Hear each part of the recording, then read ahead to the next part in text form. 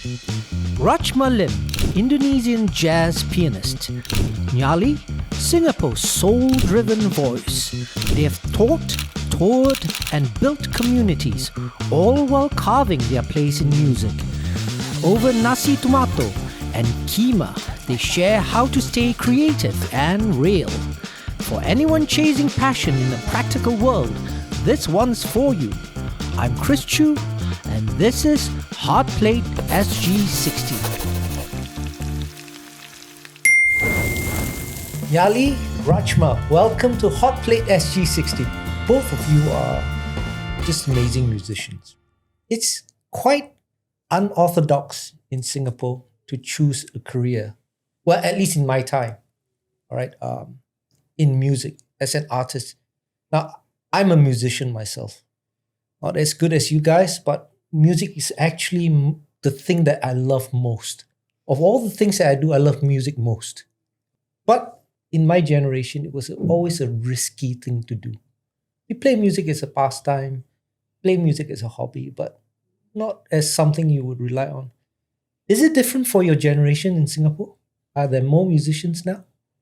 Yeah, I mean, for me, because it's a piano is also in a way very academic, a lot of discipline based, and get the kids to have foundation to build the drive and discipline. So naturally it become quite a lucrative career, I must say, So you teach as well, right? I teach as well. It's not only performing, right? Can you just be a performer and survive in Singapore? I'm just curious. Good questions. I doubt it. I doubt it. I Tough, also huh? teach. We both teach and perform, which is why sometimes it's a little bit reductive, I think, when you talk to people who don't understand the industry and don't understand what being a musician can comprise of. Because when you say I do music full time, it could mean you work in studio. It could mean you perform at bars. It could mean you perform at festivals and events. And then there's a bunch of teaching at home, a bunch of teaching outside. And maybe you write songs for other people. You know, there's so many different things. Or maybe you're an engineer too. Some of our friends both work in recording and are artists themselves, you know. What does music give you that you're so dedicated to it and you must do it as a job, whether in teaching or performing? Well, I tried to step away during COVID, and then I realized that music is how I feel more connected to other people and to myself. It truly makes, the people come together. And it gives me clarity also, so connection and clarity is a big part of it. And as humans, I think we all crave closeness with others, feeling understood and feeling like less lonely. So I think during COVID, when I realized that I'm not much good for other stuff, I also realized how important music was for me. And it's not just something that I like. It's something that I kind of want and need. Rachma? I mean, to me, music is almost like a live meditation, because it's where I express myself most natural. Not like now talking I don't feel it's so natural in front of camera and like next to the crease. No, but it's somehow like in music, I get lost in it. I actually resonate with Rachma's rationale more. I started playing music when I was in my teens. It started out as a guitar and vocals because girls like it. If you're a musician, you get the girls, right? That's right. Then later in life, I started to explore different genres of music. So I played the tabla, I played the Carnatic flute, and it's like a form of meditation. It's like you are in another world. Sometimes I just play the scales up and down, up and down, up and down. It's like something spiritual is talking to you. Something unique is talking to you. So I guess music, speaks to people in very different ways. And I appreciate what Nyali is talking about as well, the connection with people. Yeah, but it's not only connection with people. It's, I speak strictly for myself. It's connecting more with myself as well. That's right. Definitely.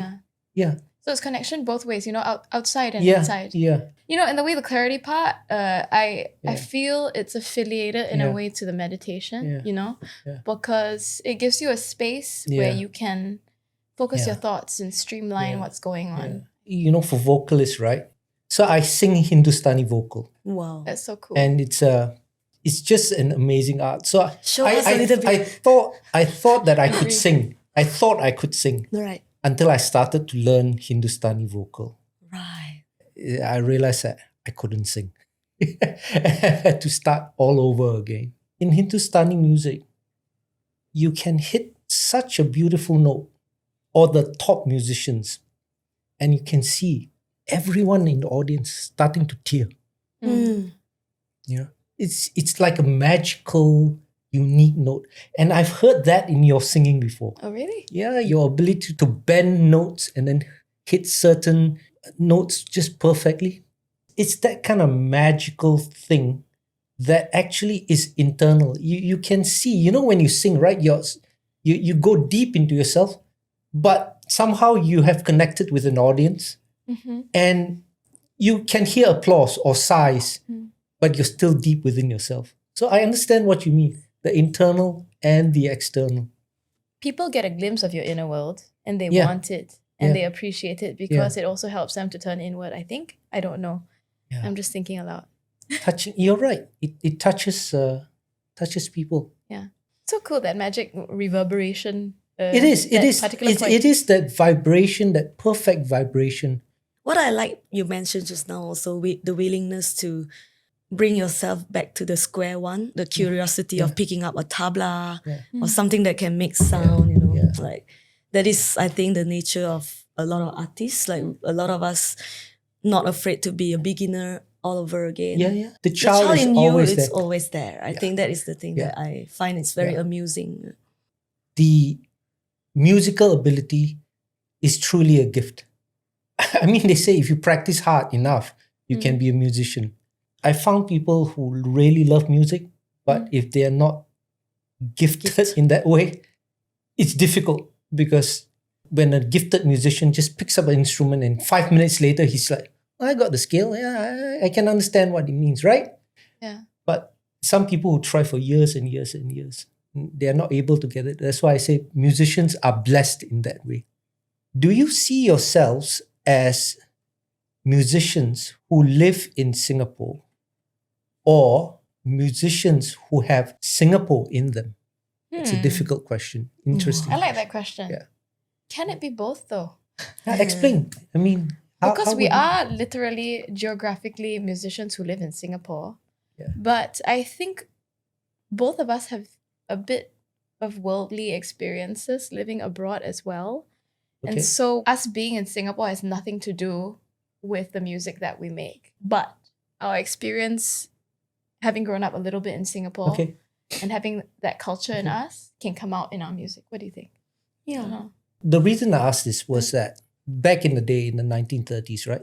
Jazz musicians, in part of their education, they had to go to Paris Had to play.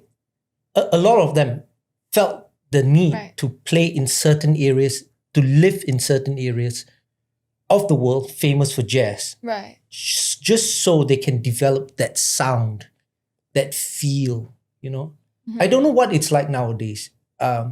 Paris used to be that. New Orleans is famous. So you want to be a world-class jazz musician, you need to go where The source. the source is, right? I mean, we went. We She did. went to Boston. I was in New York for quite a while, and I went to New Orleans as well, just to go to the Preservation Hall to check out. So you studied music in New York. Yes, postgraduate Which what? at Queen's College. Wow. And you were what, Berklee, is it? I was at Berklee. Wow. But yeah, that was also after I finished another degree here, Okay. according to the wishes of my parents.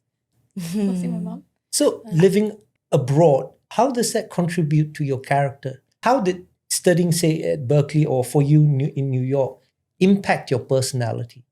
I think the main thing is the people you meet who embody all the cultures that, are their heritage. The different languages. I mean, cooking is a big part of our lives as well. Okay. Like the flavors of the sound are all different. because you get to play with musicians from like, I don't know, Turkey, South America. Okay. You know, like people in the Middle Yeah. East. So how? I mean, India. mixing with them, would they have brought their own instruments and Yeah. like And I don't know, I speak for the Berklee side of things. Yeah. We do have quite a few ensembles, like music groups, group classes in school that focus on like contemporary Indian musical sound, or like you can have like a microtonal ensemble, which focus a bit more on, Middle Eastern scales. got So it. that really opened up my ears. Okay. It opened up my perspectives. Yeah. There was a semester that I spent doing, a little bit of flamenco study. So it's interesting, I mean, we are always talking about harmony, ethnic harmony, racial harmony in Singapore, religious harmony. Music is naturally that, right? I mean, musicians it's difficult to be Just racist. it blurs the boundary. Yeah, it blurs the boundaries Yeah. because music itself is a blend of many things, and it's interesting how that in Berklee itself, you had actually specific syllabus where you were exposed to the culture and music of different people all over the world. And it's a very natural thing, it wasn't forced. It's just because there are all these people who are representing. And so they're representing their music as well, and you don't force it to come out. When you hang out with people, you learn. I don't know how it was for you in New York. Well, in New York, I get to adopt a bit of their boldness. Coming from Southeast Asia, we are all very, very polite, very, but there's like, what can I get you? Like New Yorkers, knock yourself right? out, and Knock yourself out. it's really nice to don't beat around the bush and to want to get something you can go for it, and to see that spirit is quite a culture shock for me. But I think after the New York influence, I feel like anything can be done if you do the work. Was New York a very multicultural place? Yeah, it's a very big melting pot. It's like the big version of Singapore, I feel. Interesting. But you can see everyone strive for what they love. But I mean, they still struggle financially. Yeah, but I can see like but that's they fight, the love, right? But they fight for that. Yeah, the musician loves, you love your art. So whatever the circumstances. Correct. I won't forget this double bass player have to carry the double bass from one borough to the next borough, like from Queens to Brooklyn is the 2 hour. I think that musicians have a lot of resilience. Yeah. And that comes from the passion for the art itself. I see my own teachers in Indian music. They are literally world-class musicians. I would have thought, gosh, you could just make a living doing this all the time. No, but they still have to teach. And you know what? They love teaching. Yeah. They love transmitting the knowledge to the next generation, and they love to see the students improving. I've never seen any prima donna attitude from my own teachers. It's like, wow. I say, wow, you're so good. You guys are like world-class players, and yet you are so involved with the progress of your students. Some with very mediocre talent like me, I know, I can only reach a certain level, but yet they give the necessary encouragement. I like that both of you are teachers. Just part of the teaching. Do you love teaching your students? Are you involved? I feel like it's someone else used to give me, so it's my turn to the pay it forward give. thing. Yeah, something like that. Like that could be that your mentor must have received that from the generation before him, and he feels naturally want to. But that's a great thing, It's not in everyone. It's not in me, right? So I can cook. But you don't. I'm a chef, but I don't like teaching. I'll force you to teach me.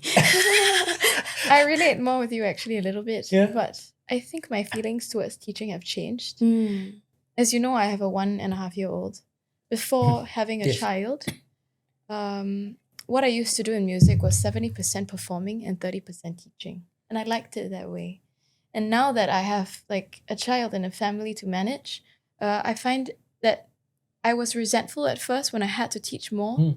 Not had to, but I chose to try it out because it gives me more schedule stability, and I need that right now Mm.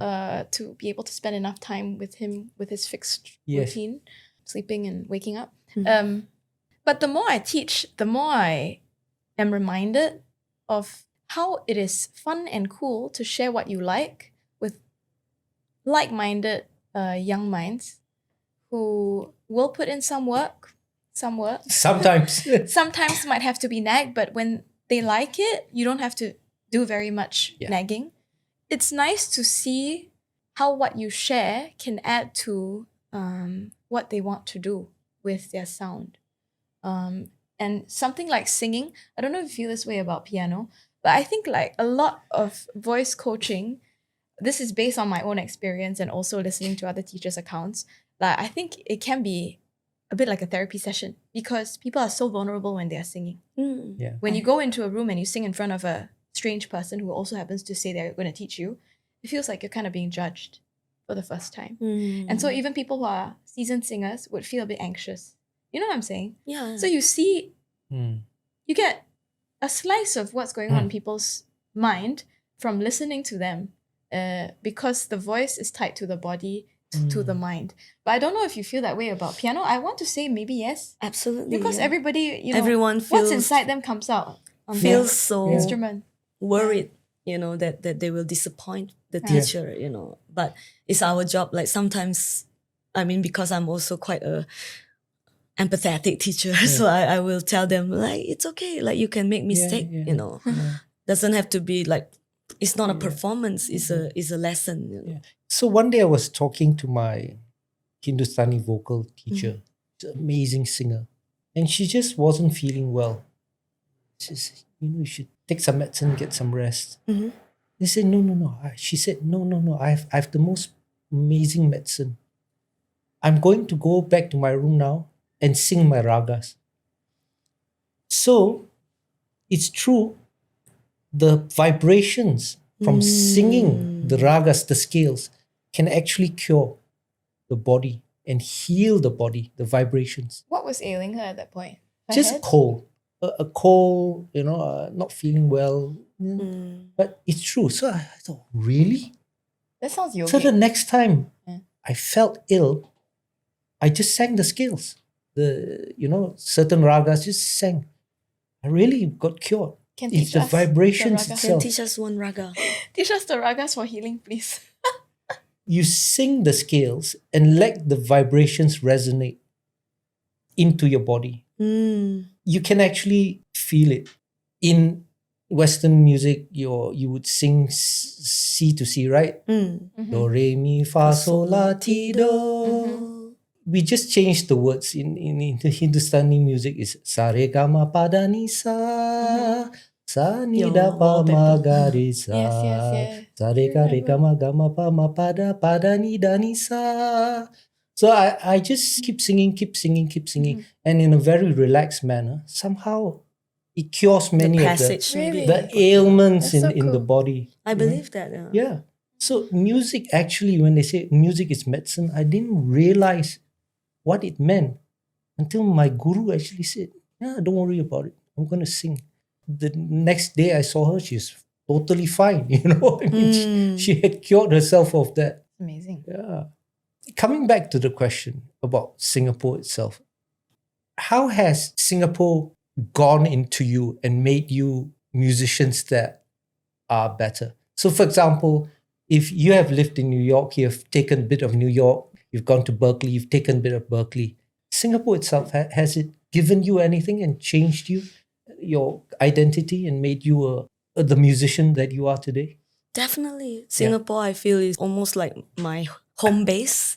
And the Esplanade, especially, like I was, in 2010, I was lucky enough to be selected to be one of those, like the thing that they mentor me. And ever since 2010 until now, 2025, oh my God, it's a good 15 years. I consistently received the support from them, from nurturing me as a young adult until giving me a platform. Like this year, Jazz in July, they give me a platform to nurture a bunch of young people to jam, things like that. So have you developed a sound that you would consider a Singapore sound for yourself? Singaporean jazz sound? Is it such a There thing? is, because there are four different race in Singapore. Like you have the Indian, right? Yeah. Like I was very big part of that Raga jazz, like where we play a bunch of Indian stuff merged together with jazz. Okay. And then Super cool. also there's Hawaii festival where all the Chinese and Okay. I mean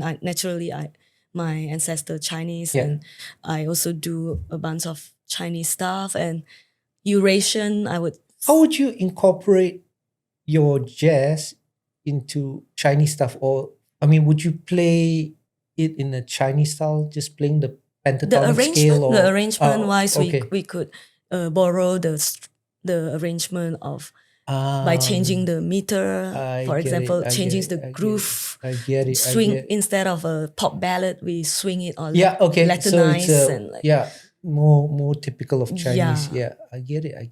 Yeah. And Malay, I'm very big into the Malay scene because Orchestra Melayu Singapura. The Okay. fact that I'm from Yes, Indonesia, yes. I can speak Bahasa. Yeah. So how would you incorporate jazz into Malay music? There's a Just lot of curious. interest from the Malay side to merge this jazz thing as well. So recently I did with a bunch of like veterans in the scene, people like Bani Rahman, Okay. people like Rudy Joe, Okay. like they love singing P. Ramlee, you know. Oh, The recent P. Ramlee show okay. I went to Okay. watch, you know, like, so there's a lot of things you can adopt the jazz side, the jazz culture, and again, So bring forth to you would revisit P. Ramlee tunes in your own or jazz Zubir style. Syed, you know, like, Wow, that is so. I'm a great fan of P. Ramlee. Yeah. I love to sing his songs. I have, it's a bit late, but I finally have started to dig it a bit deeper than. He's Amazing musician, And he's also songwriter, an actor, a Yeah. comedian, and the timbre of his voice is like wow, it's a beautiful voice. yeah, like Yeah. like someone like Ella Fitzgerald, Yeah, you know, yeah. like You know, I feel- singers. Ramlee, There's yeah. some singers who can sing, but they don't have they weren't born with that timbre, that beautiful voice. Nyali, what do you think? What do I think? Singapore in you. The scenes that I've played in Singapore, they tend to veer more towards commercial. So the sound that I have made, they're more like covers of, radio top 40s. Okay. As far as my original music goes, it's a lot of acoustic singer-songwriter stuff. And I don't know, it's a very important question to think about, so thank you for asking. But I don't know necessarily how the Singapore in me has come out in that sound. What is my sound? Yeah, personally, being Nyali's friend for quite almost a decade, I feel like she herself is representing Singapore. You know, I'm not even a Singaporean, but she herself is. If I have to choose the lady of Singapore, I could actually appoint her, because it's like she has. I don't know, I'm a tropical soul, man. Yeah, Like, I like soul music, but I very much like that I've come from this country, from this island, that I have some of the folk tunes, that we grew up all kind of learning in the background. I notice my you're a ear. very spontaneous person. Huh? Let's do something spontaneous. Okay, go. Sing, riff something right now from your heart that expresses whatever.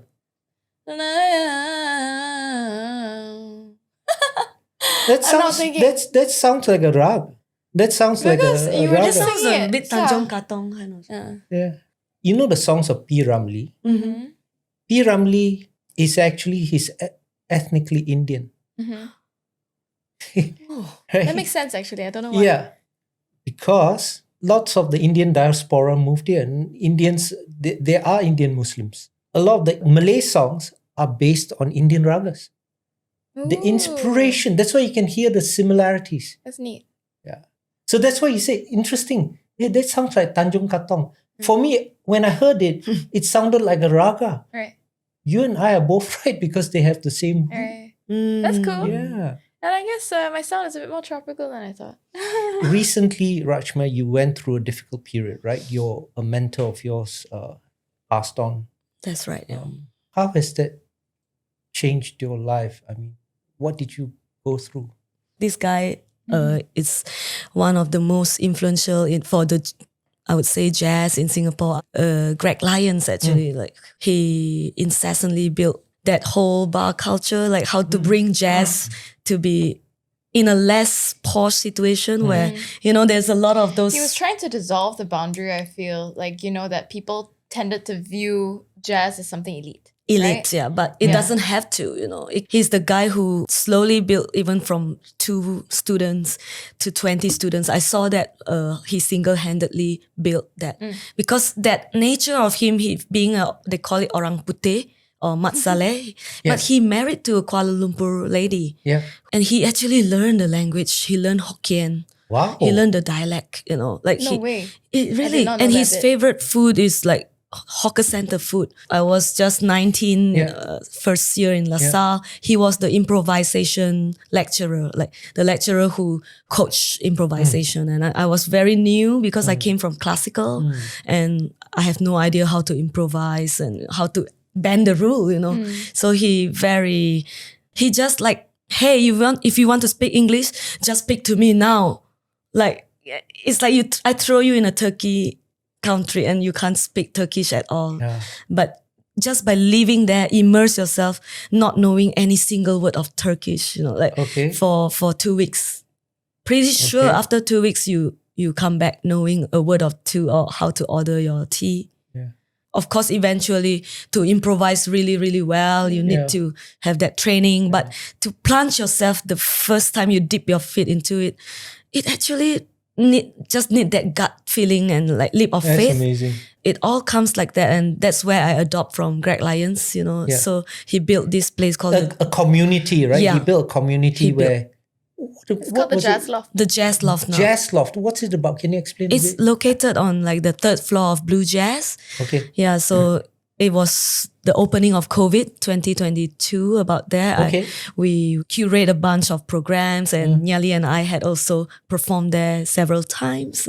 He built the platform, and he kind of showed us how it's done by doing his own show first, and then he also gave us some leap of faith. You know, someone like me, I was young and clueless, but somehow he has the faith in me, you know, like even though I'm not far from perfect, you know. When he passed away, naturally I'm also inclined to continue his legacy, you know, like, so now I'm actually coaching improvisation at LaSalle College. So when I learn to improvise, I start with the blues, for example. Even inside the blues, there's 7 notes in the scales, right? I will limit myself with, how about just 4 notes? The first 4 notes, how can you make up a piece, a nice blues by that 4 notes, you know? So sometimes the more palette we have, the more we get lost and like, and then we think of 10 songs later. No, that one song first, you know, that 4 bars, that 1 bar, you know. Transport this idea into Singapore, the racial harmony in Singapore. Do you think we have racial harmony, or do you think we only have racial tolerance, that people just live together, because there's strict laws and everybody has enough, so we are fine? Do you think we actually have harmony? We do, but we also have that tolerance, and like the spectrum is really wide. The depends on each person's tolerance level. I think for the most part we do, but I think what is more prominent than that to everybody who is born and raised and or, you know, long-time residents in Singapore is that we have very prevalent rules for what can and cannot be said. Which we all adhere to because we understand where it comes from, you know, like the thinking behind that. Yes. But yeah, back to your question, I do think for the most part there is racial harmony and tolerance. Both. I see like Chinese people enjoy their thosai, you know, and then I see an Indian person who enjoy their ching chong fan, you know, like that's the beauty to me, like where. No. When it comes to food, definitely there's harmony, right? Food is the first stage. I see a lot of multiracial marriages. More and more, right? More and more. I myself too. Like and friendships.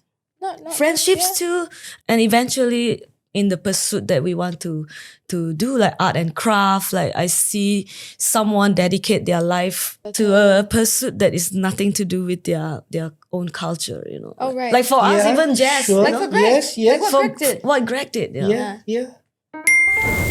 There are some photos that I need you to react to. Oh dear. Wow. Where are you and what are you doing? You look very young there. That was in 2018 when I first came back from New York. I think at that point of time I was dabbling more in music software. Okay. So I was using Ableton at that point to sing along live to a track that I had made. And I don't even remember what it's called. But this space, I don't know if it's still around right now. So that was called the Listening Party. And it was literally a party where people were there by invite to listen to local artists and creatives. And here? Looking This very cool. was summer when I had just dyed my hair hot pink and cut it off. People I'm playing with are both very good friends. Alex is on the double bass, and Sebastian from Colombia is on the guitar. Alex is actually Puerto Rican, but he is also American. Oh, this is during COVID, right, Rachma? Mhm. So she and I, we're co-members of our ladies collective, Fee Fi Fo Fum. Yeah, Yep. Why did I we love call it that name. It's a Jazz Standards by Wayne Shorter. Is it? Yes, Fee Fi Fo Fum. Is that why we Fo Fum. chose it? That's why I chose it. Right. That's why you agreed. You Yeah. approved it. Oh, this is another ladies collective. I was actually 5 months pregnant at that shoot. Wow. Maybe that's why they let me sit on the floor. This one is called Flower Power. We're still active now. And Rachma's turn. Guess what? Do they look like my classmates? Not really. Yeah, they are like in their early 20s Okay. and very bright musicians. That They look is younger. that is actually the next. I feel like the next monsters. You know, like be careful. Yeah, so this is like you're seeing like how do you say? I'm almost seeing myself inside them. The hunger, the thirst, the wanting to pursue something in them. Yeah. But I want to draw this back to the jazz love. This is like the core representation. Essential people who are usually always at these jams. that Their they commitment is the one that drive me to run this community actually. Fantastic. Yeah. And followed by my recent trip to India, I was invited to Kolkata to perform. Yeah, it's quite an honor because we did our originals. Yeah. And here is the multicultural thing that I explained just now. The guy on that instrument called oud. Yes. Yeah, he's a maestro as well. And Niranjan Pandian, he's a Indian composer. He played the bansuri. Ooh. Yeah, He and plays okay. bansuri. Cool. And you see the merge with the Western tenor saxophone. We have this Brian Rosario is a Portuguese. He's like Eurasian Chinese Portuguese, as well as the tabla player. He's a tabla maestro that came back from Berklee. Everyone on stage is some kind of great stuff. And this? And this, Mr. Richard Jackson, you know, he also, awesome. he has called Singapore his home. Like as a kid, I have been a big fan of him and Ella May singing a duet together. And, you know, it's a dream to be able to hire him. So in this gig, I was the one that curate this show and we try to twin. Okay, so we're going to the kitchen now. We're going to be cooking. Ladies, we are going to be eating two things today. One is Nasi Tomato. Nasi Tomato. And the other one is Keema. First, we are going to be making Nasi Tomato. Nasi Tomato evolved from nasi minyak, ghee rice once served at Malay feasts. In Singapore, it became a beloved wedding dish, blending South Asian spice with local warmth, a true taste of shared heritage.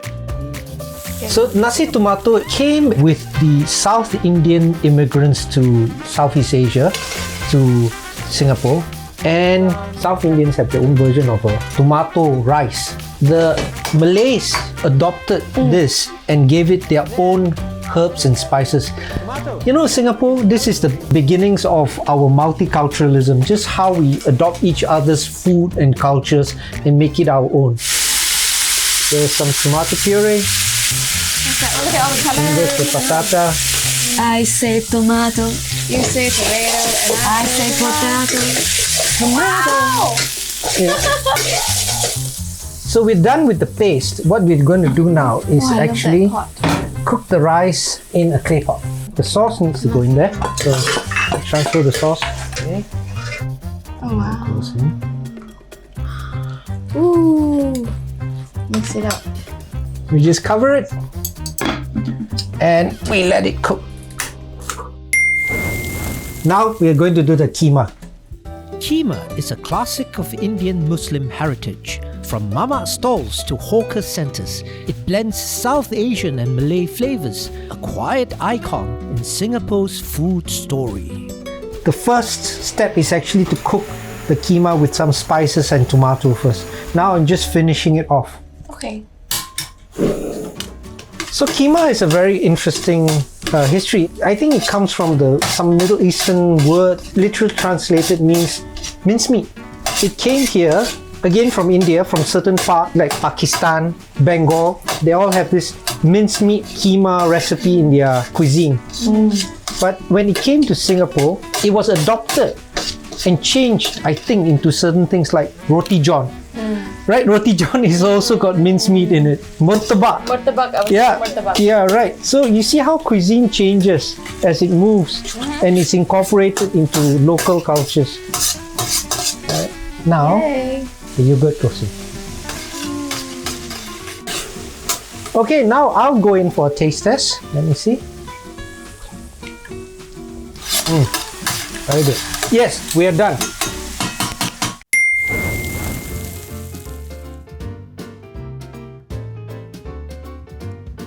Okay, I'm gonna serve some to everyone. Okay, ladies, let's try this.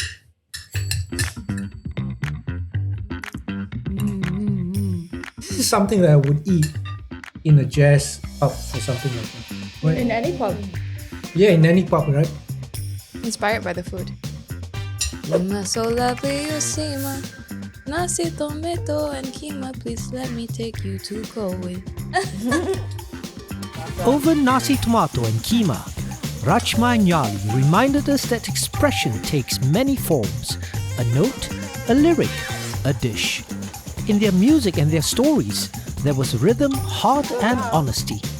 Food brought us to the table, but connection kept us there. I'm Chris Choo, and this is Hot Plate SG60.